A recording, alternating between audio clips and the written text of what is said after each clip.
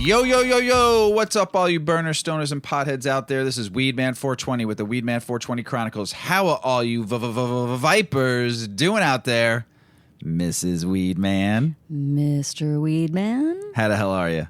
I'm all right. You all right today? Yeah, I'm good. You're good? Good. Hey, everybody out there in the world. Hopefully you're smoking some big fat doinks while you're listening to the show. Sorry we're a little late on this episode, and here is the reason why. Mr. Weedman got COVID and was out for like 8 days. Bad. I still worked from home, but let's go into it. I tested positive last Tuesday, and it was lockdown for Mr. Weedman. Got quarantined to the basement, and masks were on, and gloves were on, and trying to keep Mrs. Weedman safe. And Mrs. Weedman didn't get COVID. Yay! Yay, Mrs. Weedman didn't get COVID, but I did, and it was misery. I was pretty beat up. I lost a lot of weight, didn't have any appetite, had the sweats, had the chills, had the body aches, had the mucus going down the throat the whole time. No stuffed up nose, though. I can breathe, and that's great. So... But yes, I got it pretty bad. I was felt like shit. Let's just put it that way. But I'm going to say this. I did not take any medication at all. In the morning, when I got up, which I do every morning, though, I drank my warm lemon water with ginger and honey.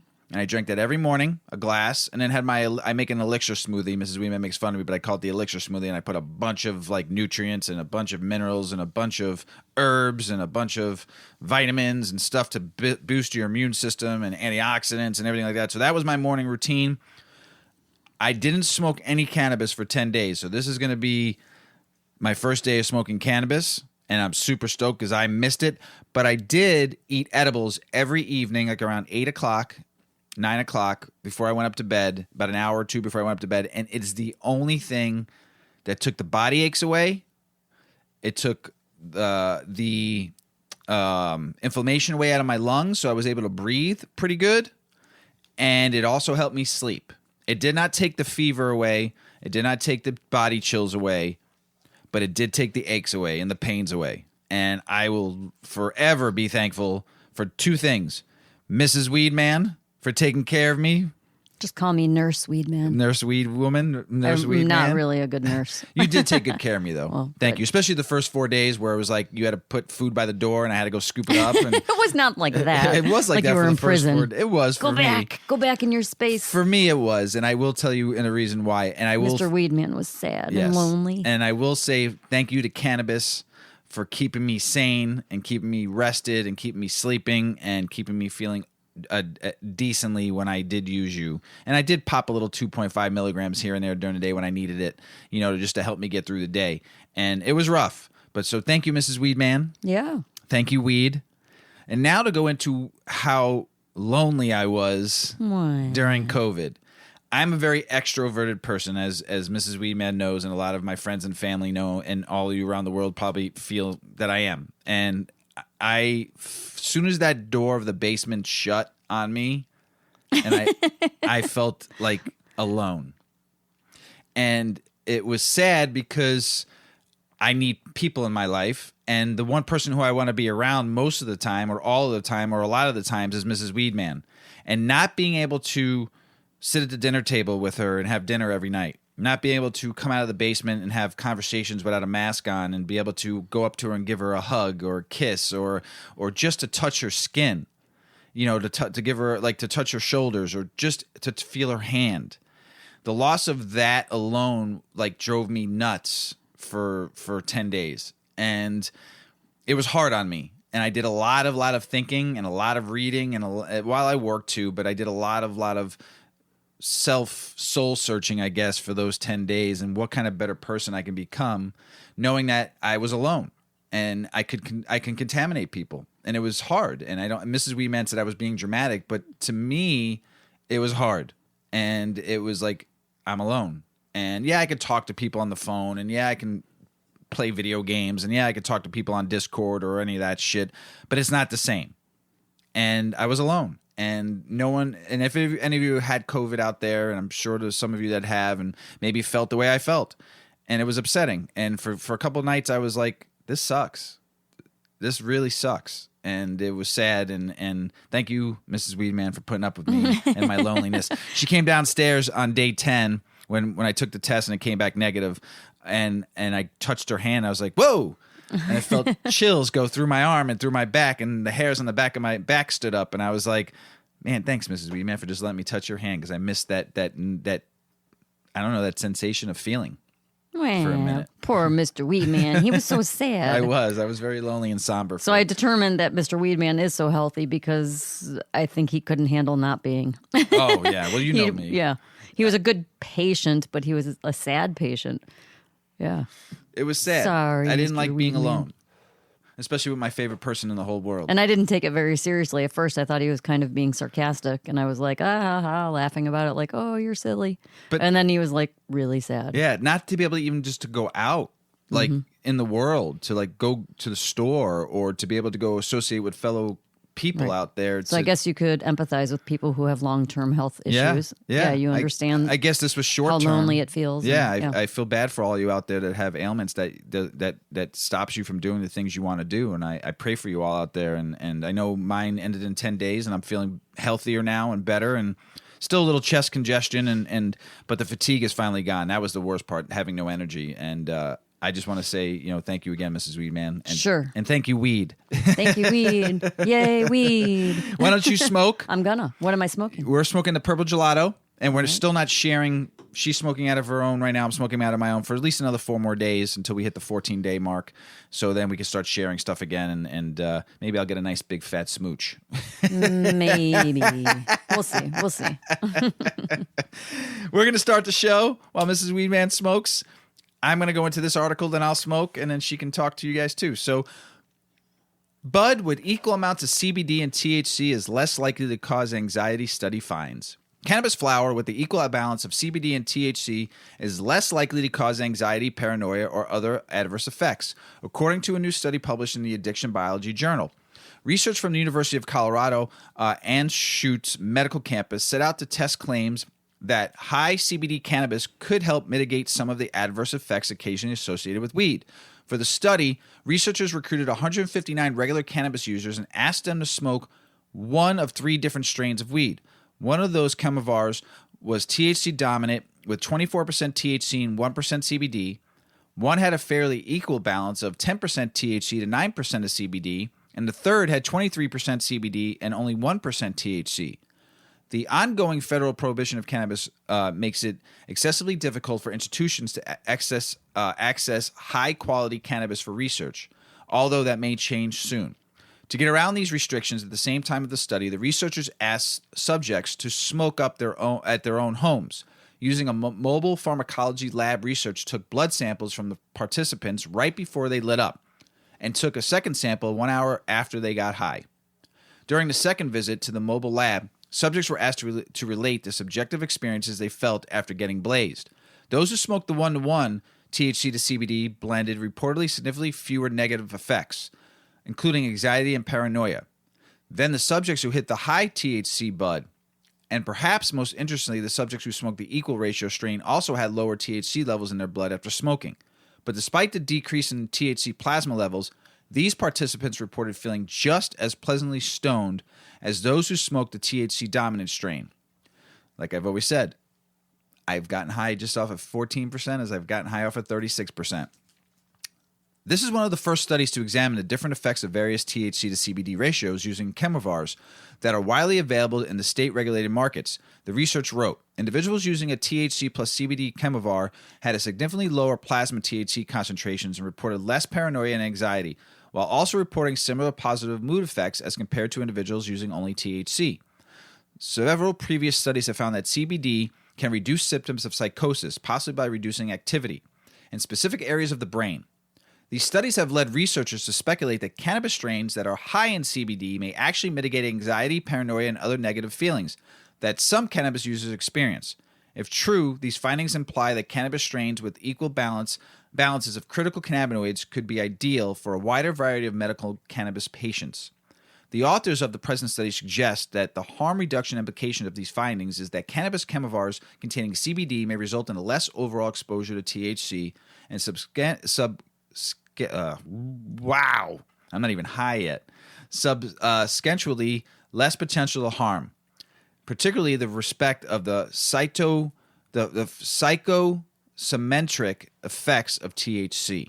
So I've talked about the balance of the two, especially when you're starting out with ratios. I've talked about this, like start low, go slow, start with a higher CBD, lower THC if you're new to smoking cannabis, or if you do feel anxiety, do a higher ratio of CBD versus THC. You're still going to get the good body high. You'll still get a little bit of the mind effects, but it's not going to be so intense. So look at things when you're finding out, when you're just starting out, or even if you've smoked for a long time and you don't want to get the head high so much, go for a higher CBD strain or go for a 1-to-1 balance. So I think it's a great article. More tests to come, and as more schools be able to do this once it goes federally legal, we can get some more and more data, however you say it out there, to help with this. So, Mrs. Weedman? Yeah. Talk about inflammation, which I had. Yeah. I had some inflammation. I'm going to smoke some of this purple gelato. That's tasty. Isn't it good? Yeah, it's really good. And you hadn't smoked either because you weren't smoking either because I wasn't smoking. Right. And you were eating edibles too. So this is my first time smoking in 10 days.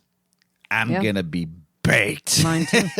I was going to go for a second hit and I was like, nah, we'll just stick with one for now. Yeah. So go ahead, Mrs. Weedman. Yeah. I'm going to smoke. All right, I've got an article here on inflammation and cannabis. Cannabis works wonders for chronic inflammation, but we are now just understanding why. Regardless of how anyone feels about inflammation or the amount of pain it comes with, it remains an unavoidable, healthy response that keeps us alive. From bruising a finger to after effects of cancer treatments, inflammation is the body's automatic response to every physical condition. There are times when inflammation can lead to extreme pain and adverse conditions due to a dysfunctional effect on the immune system. At this point, drugs are needed to reduce pain and speed up healing. Recent studies show that cannabis could be an essential anti-inflammatory agent. Some medications have been tested and proven over the years to be effective against debilitating and extremely painful inflammation. However, better options are being sought for managing chronic conditions because most potent anti-inflammatory medications tend to have adverse side effects when used for long periods. This article investigates the potential of cannabis to serve as a solution for chronic inflammation and autoimmune disorders. We investigated the relationship between cannabinoids, the endocannabinoid system, and inflammation disorders. You can consider inflammation to be the body's way of fighting and protecting itself against harm. In this case, harm could mean an infection or injury within or outside of the body. For instance, when you have an injury, the first thing you notice is that the area affected reddens and swells. This reaction is due to the immune system sending out a group of white blood cells to contain the bleeding and fight off any form of infection.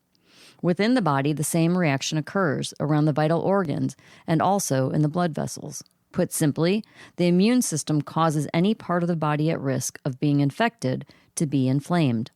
Some have touted inflammation as being a horrible thing. In contrast, it is a really good reaction. It only becomes bad when it is identified to be pathological. According to Harvard Health, inflammation can be broadly grouped as acute inflammation and chronic inflammation. Acute inflammation occurs as a response to an injury or illness, and it gets resolved in a matter of days, while chronic inflammation is long-lasting and it occurs due to an ongoing autoimmune dysfunction or chronic ailment. The symptoms of inflammation can be easily identified, mainly when it is localized to one part of the body. Some symptoms may include swelling, redness, heightened sensitivity, headache, mood disorders, and fatigue. Most of the time, acute inflammation is nothing to worry about. However, chronic inflammation can be extremely dangerous. Medication is necessary to limit the extent of the inflammation, kickstart healing, and return the body to its normal state. Antacids are sometimes used to provide relief for inflammation affecting the inside of the body, or other anti-inflammatory drugs can be purchased over the counter or with a prescription from a doctor. Some of these drugs include nonsteroidal anti-inflammatory drugs, like Tylenol, and steroids. Cannabis is composed of cannabinoids, which have therapeutic benefits for the human system. Their impact on inflammation has been researched in highly respected institutions and labs, and the established theory is that cannabis has anti-inflammatory properties that are linked to the endocannabinoid system. CB1 and CB2 are the primary receptors found in the endocannabinoid system network. These receptors primarily respond to naturally occurring endocannabinoids in the body. The stimulation quickly quickens resolution to reduce inflammation. If you're considering any sort of cannabis consumption to combat inflammation, make sure you do some research before moving forward. CBD products for inflammation are often used to manage conditions in non-legal cannabis states. CBD is a non-psychotropic cannabinoid responsible for treating medical conditions. It is the main component in medical purpose cannabis products. When ingested, CBD interacts with the endocannabinoid system and inhibits the production of FAAH, which is a compound that breaks down anandamide. Anandamide is a fatty acid neurotransmitter and the first endocannabinoid to be discovered. This inhibition extends the potency of anandamide, which is helpful for inflammation. Pain is the most common symptom of chronic inflammation, and it sometimes is characterized by a burning sensation in the affected area. Cannabis helps control inflammation, which reduces pain and has shown no visible side effects in people who have used it. But this doesn't excuse the fact that more research is definitely needed before a person should begin using cannabis as a medication for inflammation. The root cause of the inflammation has to be traced. In some cases, it results from cancer, disease treatments, etc. Researchers say some people are born with a dysfunctional immune system and, as such, experience inflammation. The full scope of the relationship between cannabis and inflammation is yet to be fully discovered. The endocannabinoid system plays a significant part in treating inflammation in acute and chronic patients.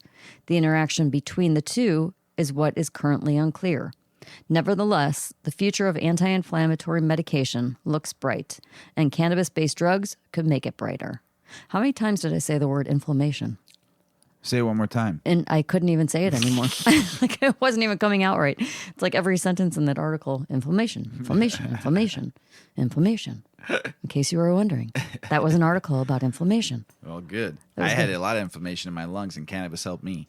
Thank you, cannabis. Go weed. Go weed. Legalized cannabis has changed the American workplace. Let's find out how. As many Americans begin their return to office life, how cannabis fits into the equation again comes to a head. The same can be said for companies working in the digital workplace. In either case, sources say it's high time to address employees' pot use if they haven't already.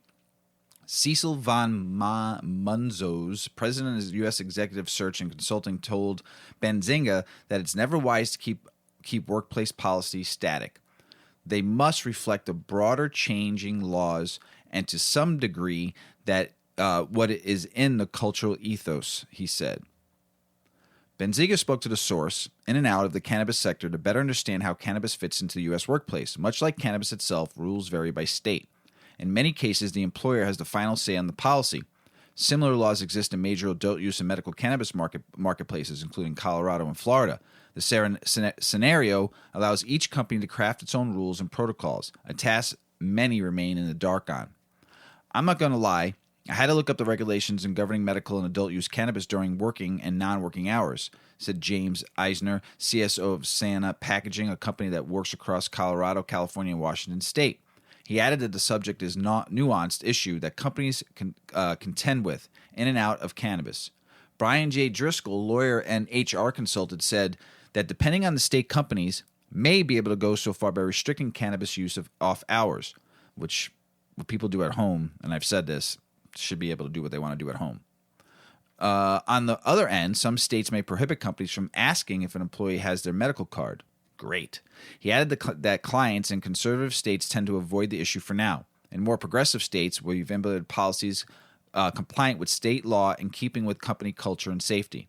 Analysis from California Normal noted that numerous U.S. cities and states have some form of workplace anti-discrimination laws in place for cannabis patients. States include Arizona, Arkansas, Connecticut, Delaware, Illinois, Maine, Maryland, Minnesota, Montana, Nevada, New Jersey, New Mexico, New York, Oklahoma, Pennsylvania, Rhode Island, South Dakota, Vermont, Virginia, West Virginia. I just made Mrs. Weedman loop her head 5 times around. Said that pretty quick, though. Yeah. Workplace consumption rules vary in cannabis sector. Most companies ban workday consumption, citing law and other company opinions as prime reasons. The rule applies to numerous cannabis careers and virtually every non-pot venture. Companies that are opposed cite worries that, like decreased productivity and heavy machinery safety use issues. The same sentiment is often shared among leading cannabis brands. In our experience, the cannabis industry is not much different from most other industries that prohibit drug or alcohol use during working hours, said Leslie Bernard, founder and CEO of cannabis staffing agency from Cannabis Team. She added that most clients do not have policies regarding off-hour use. Cannabis Team does not allow cannabis use during work, though except legal off-hours use, and does not drug test. Good for them.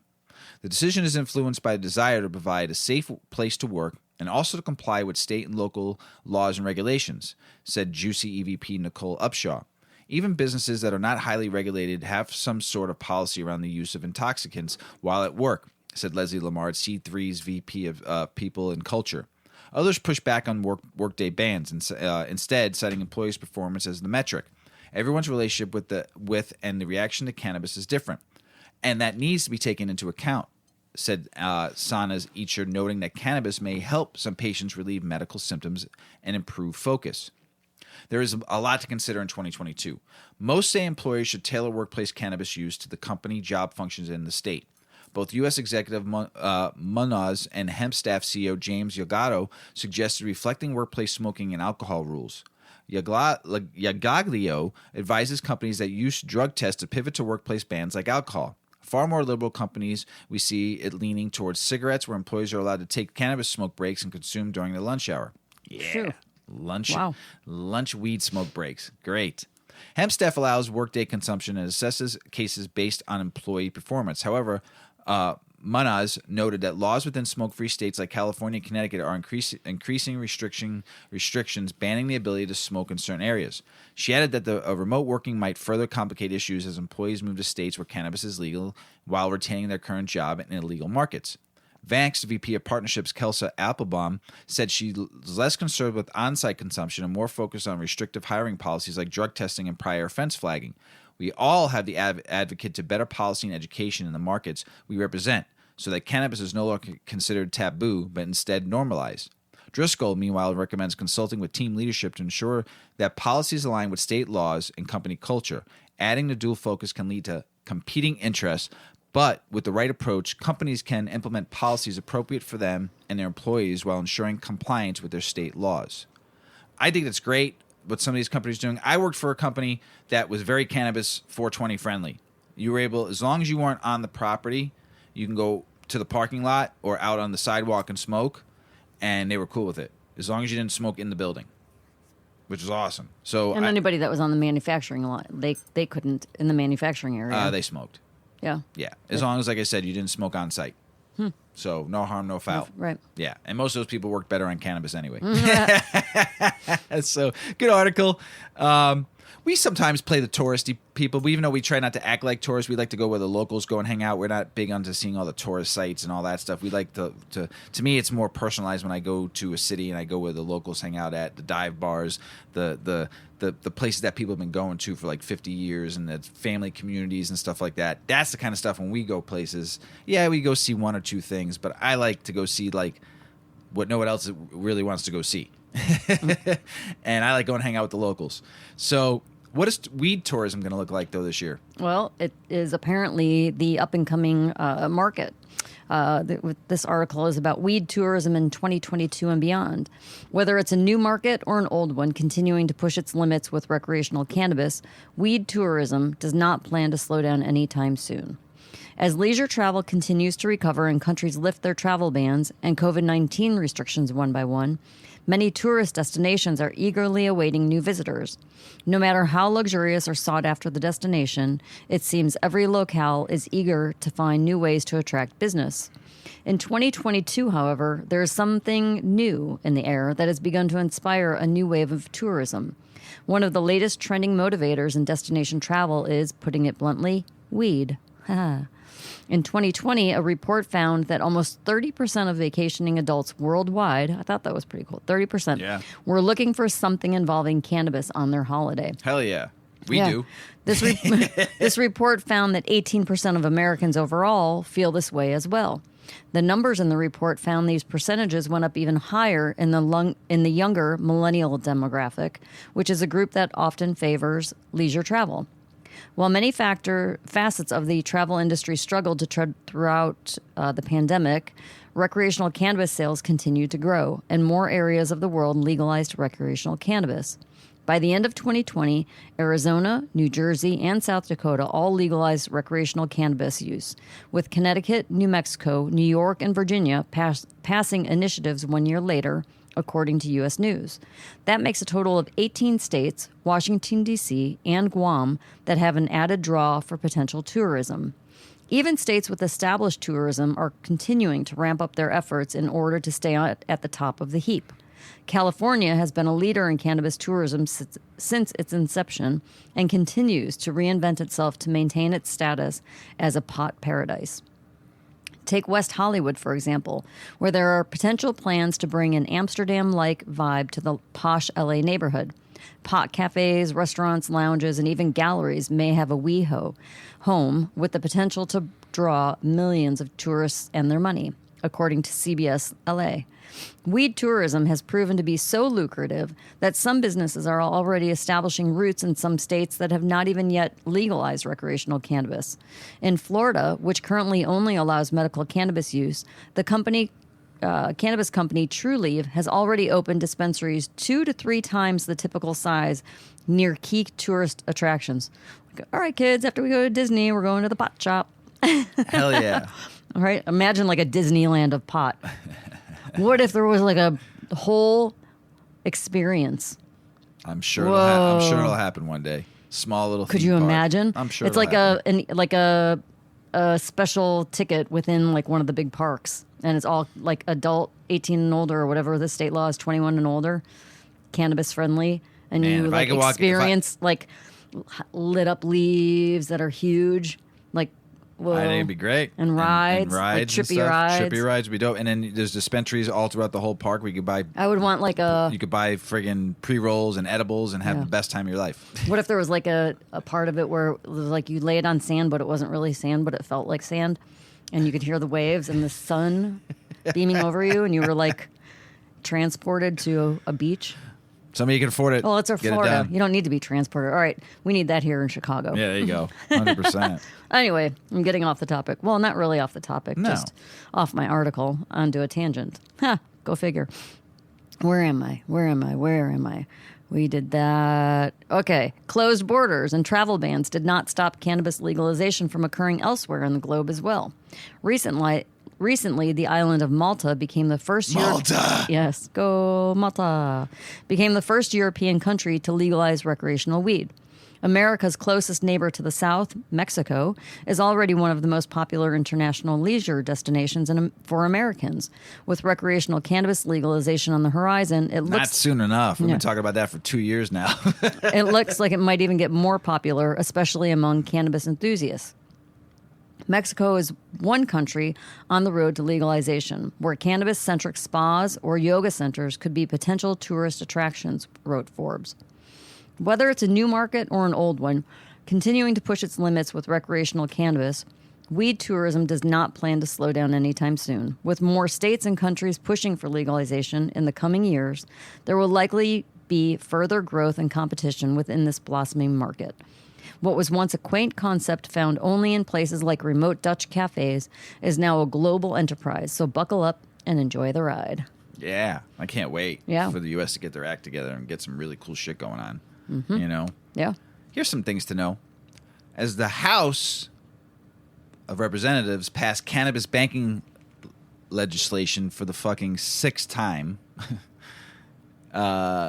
Representative Ed Perlmutter, Democrat Colorado, told Marijuana Moment he's in discussions with Senate Majority Leader Chuck Schumer and Senator Cory Booker about how to add more equity provisions to get them to a place where a Safe Banking Act can pass the Senate. Yeah, man, they got to do something. Senate Majority Leader Chuck Schumer reveled at the press conference that he plans to formally file his federal cannabis legalization bill in April, and he's getting some other people on board to help him out with this. House Judiciary Committee Chairman Gerald Nadler also discussed a separate cannabis legalization legislation at the event. Wisconsin Governor Tony Evers vetoed a bill to increase penalties for cannabis extraction. His veto message calls for legal legislation instead and highlights how criminalization has a racially disproportionate impact. And they're not even legal up there yet, and they're talking about penalties for extraction. I mean, that would screw everything up if they do go legal and there's extraction method. So I think the governor was kind of smart doing that. A Seattle doctor filed a petition asking the Drug Enforcement Administration to reschedule psilocybin. Former Trump White House Chief of Staff Mick Mulvaney slammed his home state South Carolina Republican Party in the new opt over its opposition to the popular GOP-led medical cannabis bill. Some federal stuff. The Internal Revenue Service posted a memo clarifying that cannabis businesses are not eligible for the work opportunity tax credit due to 280E. Representative Nancy Mace, Republican South Carolina, said Democrats committed to holding a hearing on her cannabis legalization bill, added that the U.S. has the best cannabis of the world.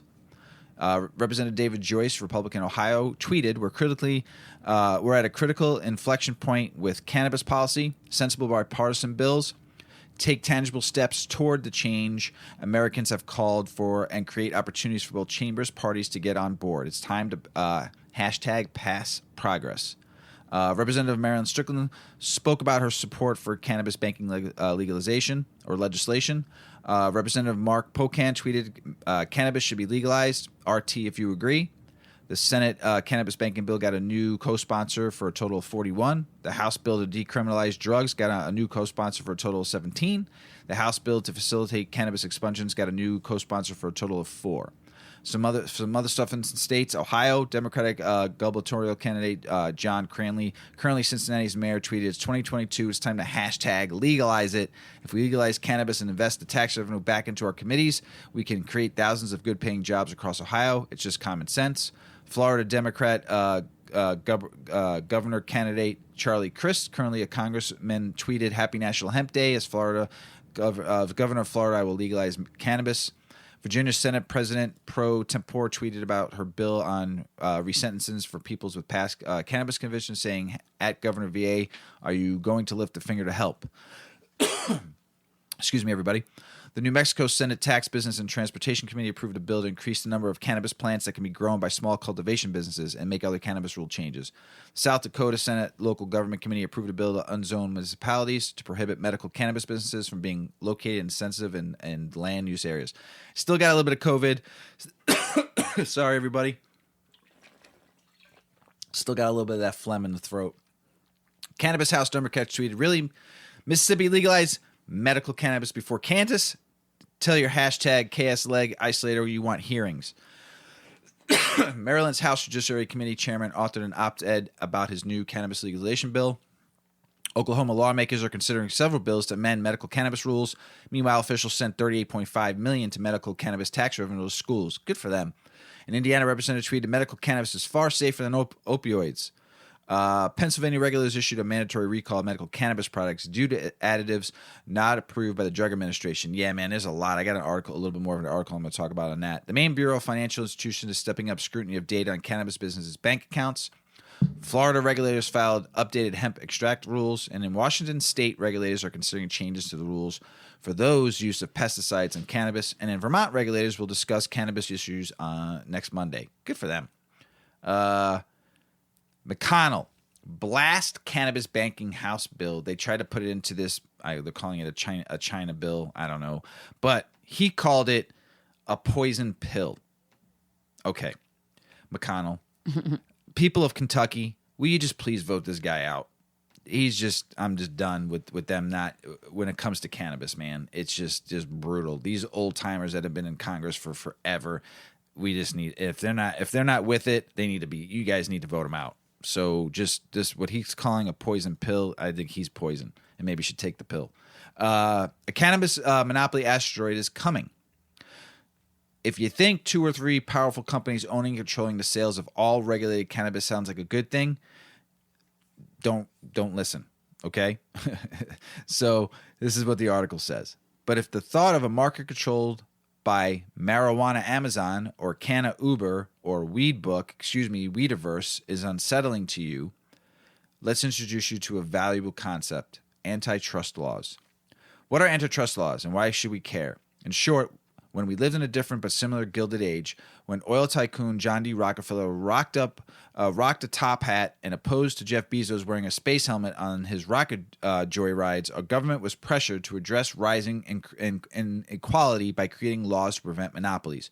Corporate influences had led to these laws being scaled back in practice, but the basic objective of antitrust laws remains to protect the process of competition for the benefit of consumers. As the power grab for control of the multi-billion-dollar industry heats up, consumers and patients need antitrust protection.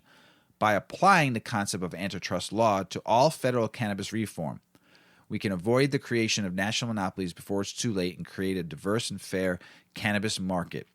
Instead, you got companies like Big Tobacco, alcohol, making significant investments in cannabis, creating their own front groups, or even larger conglomerates are openly expressing their interest in getting into the industry once the product is federally legal. So, there's a lot more to this article, but just that alone, for all you out there, if you want this to be regulated so much and in corporations to take this over, you're fooling yourselves. Because then you're just going to get shit weed. And you're just going to have to just deal with it. And then there's the black market. Or let's just not call it the black market. Let's call it the traditional market. Because it's basically what it is. The traditional market is the black market. Everything we're seeing now is all new. And to me, you're fucking it up. So the traditional market was a straightforward thing. You got to know your plug. He got you what you needed. You bought it and you went home and you smoked it with your friends or by yourself. Simple as that. Today, it is just growing corporately so fast. Regulations are going to get even worse. And I don't agree with a lot of it. So I agree with that article. Get ready. And if we're not smart cannabis community in the United States, we're going to be fucked in about 10 years. So if you want good quality cannabis, if you want to know your local grower, if you want to know your local dispensary, get to know them. Get on their handles, their social media handles. Talk to them. Ask questions, man. They want to hear from you, you know? So think about that. It'll end up just being a 1-800 number you have to fucking call and saying, press this button to complaints. Press this button if you want to place an order. Press this button if you want to do this. Press this button if you want to do that. That's what's going to happen. And you're never going to be able to talk to anybody. Good luck. I'm going to keep on growing my own. Michigan breaks another pot sales record, boosting 2021's total sales of $1.8 billion. Damn. Montana recreational sales exceeded $12.8 million in their first month. Good for you, Montana. And they only have a few dispensaries there, too. That's crazy. Nearly 1 in 10 new Missouri jobs came from medical cannabis industry in 2021. Trade Group finds out. Good for that. Minnesota, medical cannabis dispensaries to begin selling flower. Yay! Yay! Yay, Minnesota. About fucking time.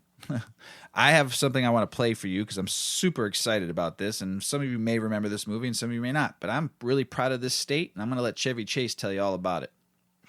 Ah, that's the Mississippi, the mighty Mississippi. The old miss, the old man. Deep river, my home is over Jordan. If you don't know that movie, it's from Vacation with Chevy Chase. So Mississippi, the governor signs the medical cannabis legalization bill into law. I know they got some stuff to work out still, but good for you. MISSISSIPPI, the old miss. Good for you guys. Hawaii medical cannabis industry reports slumping sales in recent years. Yeah, because you haven't legalized it yet, and your laws for medical is just garbage. So what do you expect? People are going to the traditional market again. So fix it. Pennsylvania issues that mandatory recall for hundreds of cannabis products. This was big, man. There is so many products on here listed by companies that, like, corporate cannabis companies that are on here. I'm not going to mention any names. You can read the article by going to New Cannabis Ventures, and it's Pennsylvania issues mandatory recall for hundreds of cannabis products. So if you live in Pennsylvania, take a look at that article. I'm sure you probably heard about it, but Jesus. I did this. Leafly started trading shares on Monday. And I bought some shares in them because I like Leafly. Their shares were pretty cheap. I bought about 200 shares. Pretty good. We'll see. It already went up 40 cents. So good for you, Leafly. Congratulations. I'm not telling you to buy it. Don't take my advice. I just did it because that's just my money. So here's something that's so fucking shitty and so bad that I want to punch this sheriff in the face. Oh, my. Yes, and I'm going to tell you why. A California sheriff remains free to rob armored cars carrying money from state-licensed cannabis businesses.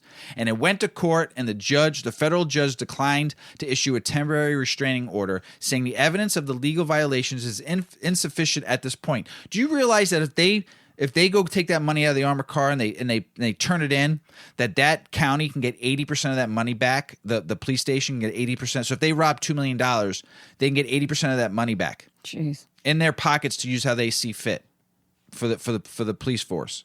I think it's bullshit, and I believe that judge doesn't care about cannabis and businesses that are putting tax dollars back into the community. That money could be tax dollars, too, that now the police department put back in their pocket. You don't know what they did with it. You don't know if a couple $100,000 went in each one of their fucking pockets. It's bullshit. San Bernardino County Sheriff's deputies stopped in empty real vans 3 times in November, December, and January. They seized cash during 2 of those stops, making off with a total of $1 million, which was transferred to the FBI so the Justice Department could pursue forfeiture under the federal law. Fuck you. What is this dude's name? I don't even know. The sheriff. So it's San Bernardino County. Oh, here it is. Shannon Dickus. Yeah, you're a dick. So I'm going to tell you right now, you're fucked up for doing that for people, hardworking people who are trying to make a living, and you're stealing their money, and also you're stealing tax dollars that could be put back in the schools. So you sheriff should be fucking hung up like a fucking bear and whipped with cannabis plants, you asshole. Here's another thing. I'm hot right now. Yeah, you are. Here's another thing. And I'm going to say this, and I don't know if it's 100% true or not, okay? So, but here's what I've read and been, like I said, I had 10 days to do a lot of stuff. The Biden administration is not giving away crack pipes. This is from Forbes, but a lot of people said he was. They're giving away kits for people who use hard drugs. Stuff like with HIV, to help prevent HIV, cleaning kits, but they were saying they were going to put crack pipes in there. I don't know if that's true or not. All I know is I'm fine with them giving away the kits, but they're going to give billions of dollars to this, which is fine to help people, but you're not fixing the problem. And fucking, if you're going to do this and give billions of dollars away to people using heroin and crack and not helping the situation by legalizing cannabis federally in states to get them off the opioids, to get them off crack pipes, to get them off heroin, because we've read articles that it does help. And if you're not doing that and you rather give them a kit, you're doing something socially injustice to people who are addicted to crack, heroin, and methamphetamines and all the hard drugs out there. You're not doing anything to help the situation. That's not helping somebody by giving them a fucking kit so they can smoke more. You're not helping the situation. So for you, Biden and the administration and all you people in Senate and Congress out there, by doing this, you're fucking people out there by not helping the situation, by showing them cannabis to get them off that fucking shit that takes them into harm, their families into harm, and it hurts people of the communities. Okay? It's fucked up. And I've read it, and like I said, I don't know if it's 100% true they're putting crack pipes in there. It's probably not. That sounds like there was sarcasm involved. But they are giving away these kits. Yeah. So, but I still think it's bullshit. So that's just my opinion. Weed industry. Yeah. Big money. Yeah. People getting hired like crazy. Yep. Who's some of the top employers right now? Well, we've got an article about who's hiring in the weed industry and America's top employers. Do you want to get a job in the cannabis industry? These guys are hiring. As of 2021, the legal cannabis industry already employs around 321,000 people part-time. The data taken from the 2021 Leafly Jobs Report, produced together with Whitney Economics, gives hope to the thousands who have suffered from job loss and layoffs as a result of the coronavirus pandemic. The report states that job growth doubled in 2020 and only continues to grow. There is no doubt that the cannabis industry is one of the fastest growing in the country. It now employs more people than electrical engineers, paramedics, and dentists. There has been a seismic shift of workers from retail and restaurants into cannabis, says Viridian Staffing Chief Executive of Cannabis Recruiting, Kara Bradford, to the Washington Post. There's a sense that this is a booming industry that's fun and interesting, with a lot of opportunities to move up quickly. She adds that the hourly rate in dispensaries ranges from $12 to $15 an hour, but the difference is that, unlike in a warehouse or retail job, entry-level employees can easily move up in a few months to take over specialized positions. Aside from a great opportunity to learn and scale, cannabis employees can enjoy better work-life balance. The Great Resignation has been fueled by thousands of people who quit their jobs looking for better work-life balance, improved salaries, and the feeling of being valued in the workplace. There are many other benefits to working in the cannabis industry. It provides stable employment for as long as you're good at what you do, and there will always be lots of work to get done. The industry only continues to grow, so cannabis jobs aren't going to go anywhere. Additionally, the pandemic has proven that the cannabis industry is resistant to recessions, as authorities have deemed cannabis sales an essential service, even where other shops and businesses were forced to shut down at the height of COVID-19 pandemic. There's also many career options when you are from where you can pivot your career once you're in the industry. There are many ways to get your feet in the door, too. You can start as a bud tender, and then as soon as you get more valuable experience, become a manager. Professionals with marketing experience can lend their skills to companies and products that are in need of it. These are just some of the many ways people are shifting into the industry. Having said that, who are the top cannabis employers in the United States these days? MG Magazine has come up with a veritable list, so here are a few of them, in no particular order, that you may be interested to apply with.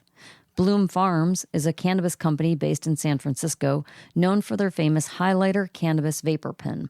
All their products are sustainably sourced and socially good is a big part of the company culture.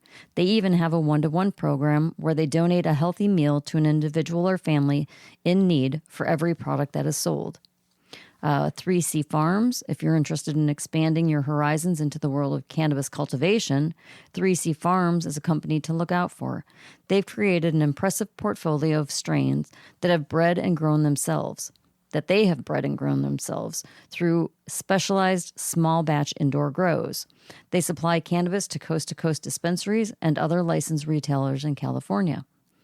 Kova Software is a cannabis tech company, and they have a growing niche where there are all kinds of unique opportunities to work with them. Cannabis businesses face specific challenges when it comes to information technology, but Kova Software is among the leading companies that provide solutions in the form of point-of-sale interfaces.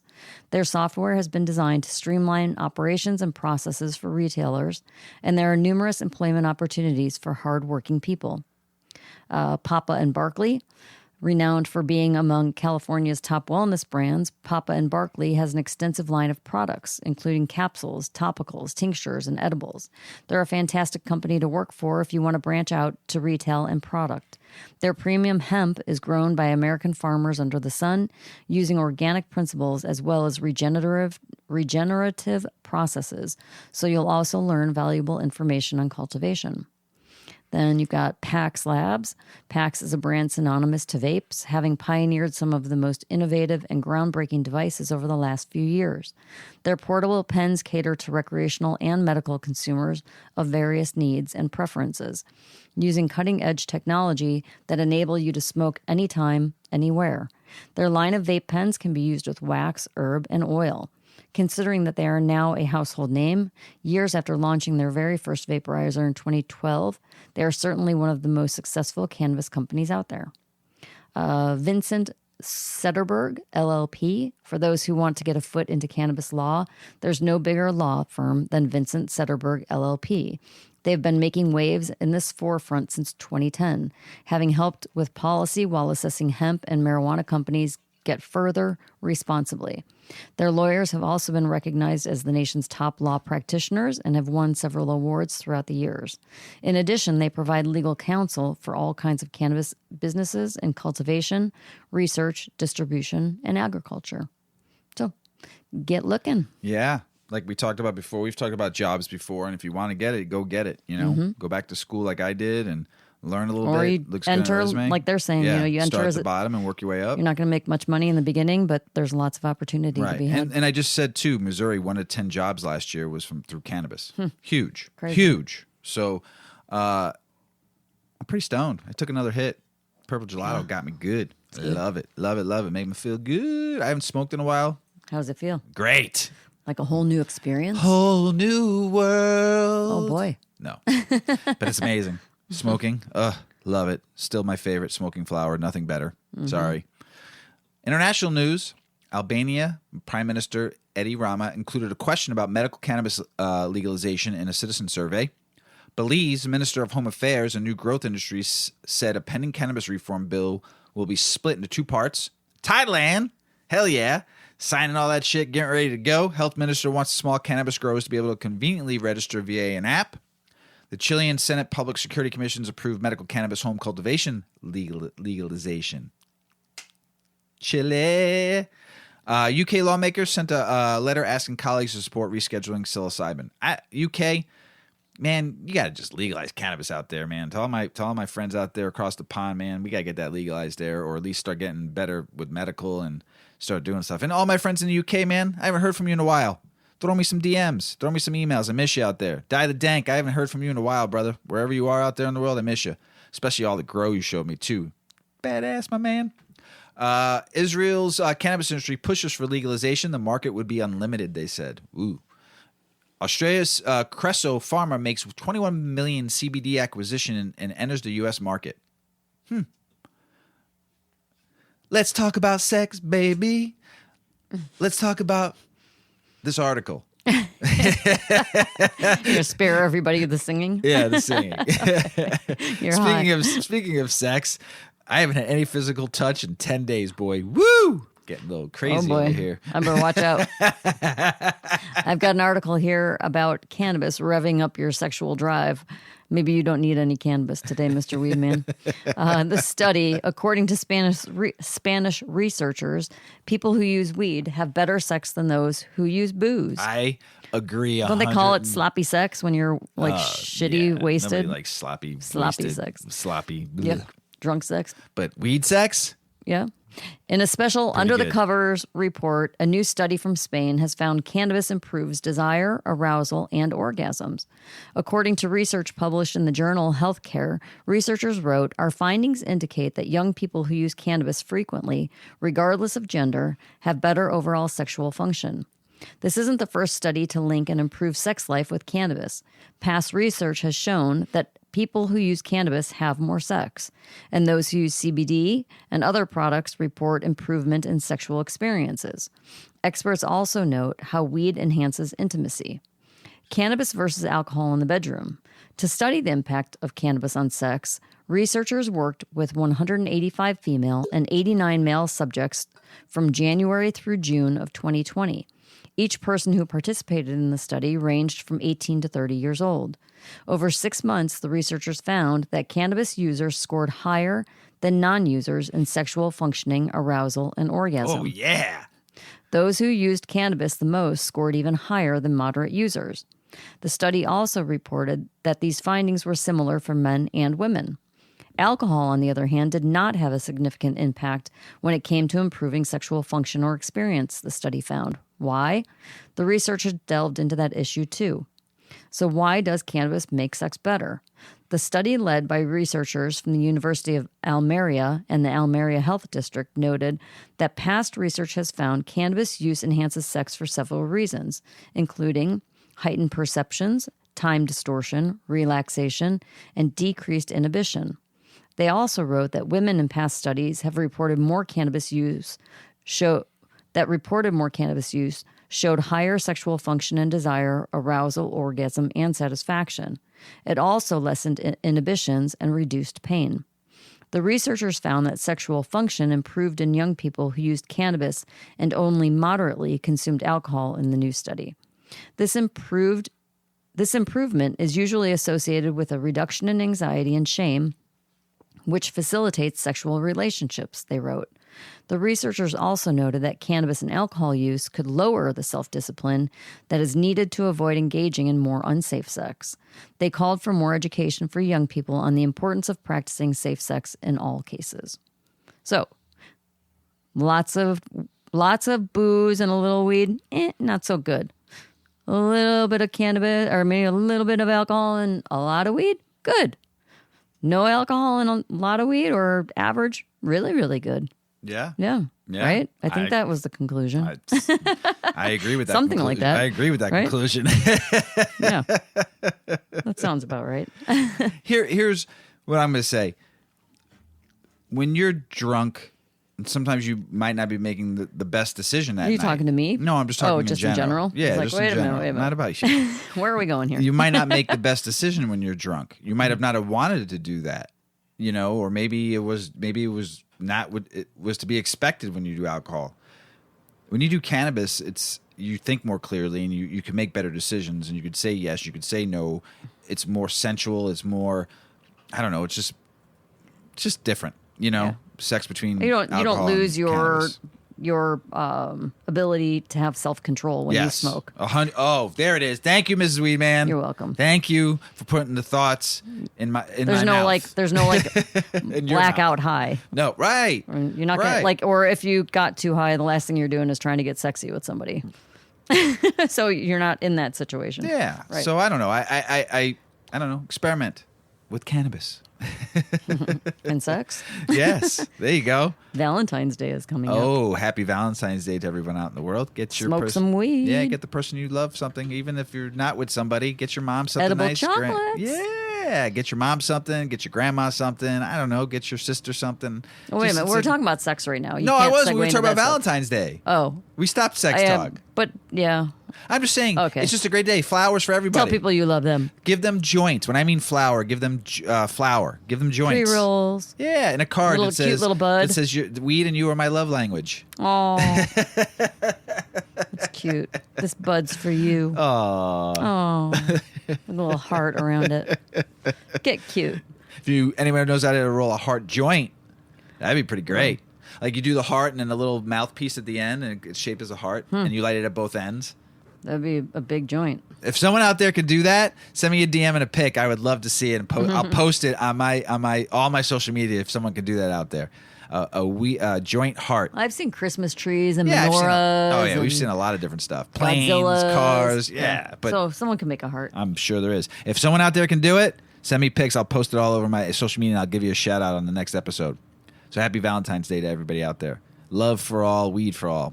NFL awards $1 million to study cannabis pain management, concussion protection for players. And we all know we've talked about concussion and cannabis and how it helps in pain management. I think this is great for the NFL to do this, especially for the retired players that gave their all on the field and came out with bad concussions. I mean, it would have helped a lot of players out there. One I can name off the top of my head, and that's Junior Seau, one of the best linebackers of all time.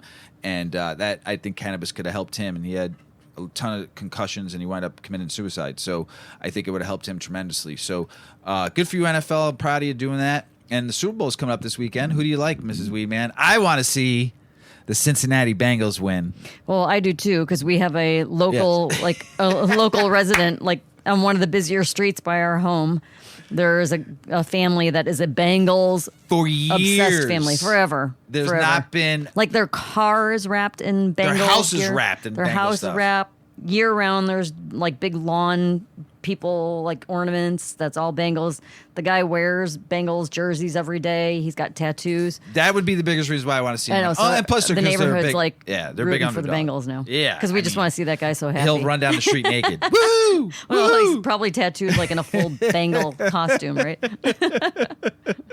Yeah, I mean, we were laughing because all of our neighbors were posting pictures of his house and talking about him and stuff like that. Because He made the years- local, not even the Yeah. local. He made Chicago news. Yeah, huge. So I hope they win. Should be a good Super Bowl. I'm pretty stoked about it. I'm very stoked about it also because some of my favorite hip hop artists. Yeah, halftime is Halftime is going to be. I mean, you got Dre, Dr. Dre, you got Snoop D-O Double G, Eminem, Kendrick Lamar, and Mary J. Blige. I think Snoop Dogg on his Instagram posted something to the effect of, "I heard there's a football game after my concert on Sunday."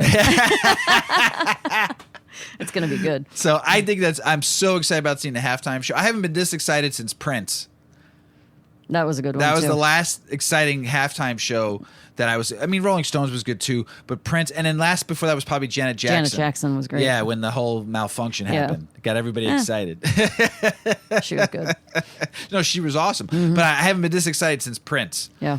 And I'm fired up to see what they're going to do on stage because they got 15 minutes to perform, so it's going to be gonna a be show. fun. Oh my god!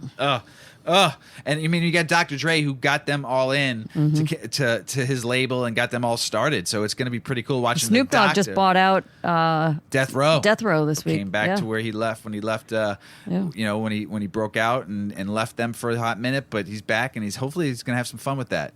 You know, and so good for them. I'm excited. Super Bowl Sunday. I'm going to cook and eat and be merry and drink some beers and smoke some fat doinks. Couldn't ask for anything better. Just you and I, because I still can't really go out around people. So just you can. and I. You just have to wear a mask. That's true. Reggae punk legend Sublime announces new California cannabis brand. I love Sublime. You love Sublime. I do. I mean, I remember hearing the first time Sublime, like 91, 92, 93, I think, when first time I heard Sublime. I think it was 92. Oh, my goodness. Changed my world listening to that music. I mean, it was California reggae, hip-hop-ish, funk, talking about cannabis. You know, like, awesome. You know, when I was living in Florida and we were listening to them, you know, back in the early 90s, we were excited. You know, and I think it was in your car we at least played that CD. Yes, CD at least once a day for a long time. So, yeah, good for them. Wish the lead singer was still alive. I wonder what kind of music they still would have created. So, God rest his soul. Here's something really cool. Cannabis icon Willie Nelson is doing an ad for Comfort with Skechers, but he's going to be wearing a shirt that says legalize on it, but it's legalize comfort, not legalize cannabis. So there is a subliminal message in there, which I think is awesome. And the artist will be making the not so subtle case for a policy change in a Skechers commercial set to air during the Super Bowl on Sunday. The shoe company has frequently presented commercials at the football event, but this one marks a significant cannabis moment. In the commercial, it specifically avoids explicit mentions of cannabis, but strongly implies that the plant is the subject. Nelson says he spent years advocating for legalization. The one thing that can bring comfort to millions is Skechers. So you see, Skechers should be legal. The artist donning a shirt with legalized slogan says, before being cut off by the director who responds, I don't think Skechers are illegal anywhere. But to feel so good, I just assume the man made them illegal, Nelson described, with an on-screen Chiron. The activist and the comfort expert says viewers are left to connect the dots to the cannabis for themselves.